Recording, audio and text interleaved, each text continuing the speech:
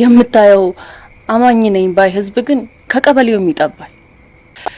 ሃይማኖተኛ ነኝ ባዩ አብዛኛው ሰው በደንብ መርምረ ከፈተንከው የመስቀሉ ስር ቁማርተኛ ውስጡን ስታየው እውነት ካጣው ቆይቻለሁ።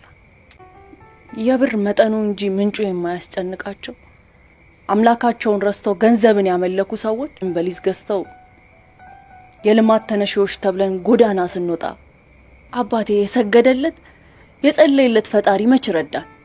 ስለ ሀብት ከንቱነት አጥብቀው የሰበኩን የሃይማኖት አባቶች ሰፈራችንን በሊዝ ለገዙት ሰዎች ወዳጆቹ ነው። እነቱ ጸንቶ ለሞተው አባቴ መች ምሕረትን ለመኑለት?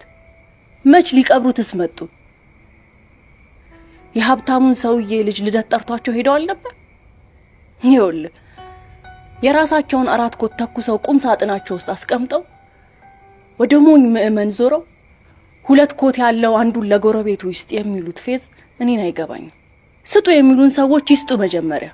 ከየትም አምጣው ብር ካለ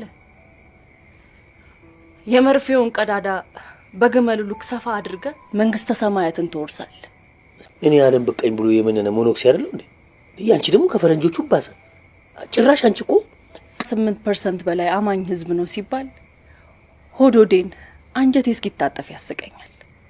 ይሄ ምን ያስቃል? አማኝ ሆኖማ ምን እንዳደረገ አየን እኮ። ዘረኛ ህዝብ አማኝ አይደለም። እውነተኛ አማኝ ሁሉንም ያለ መስፈርት ይወዳል። ለራሱ የወደደውን ደግሞ ለወዳጁም ይመኛል። ልቡ ለሁሉም ይበቃል፣ ከምድርም ይሰፋል። ይሄ የምታየው አማኝ ነኝ ባይ ህዝብ ግን ከቀበሌው የሚጠባል። ከሰፈሩ ወንዝ ማዶ ያለው ጎሳ የሚያመልከው አምላክ ልጅ ሳይሆን ጠላቱ እንደሆነ ነው የሚያስበው።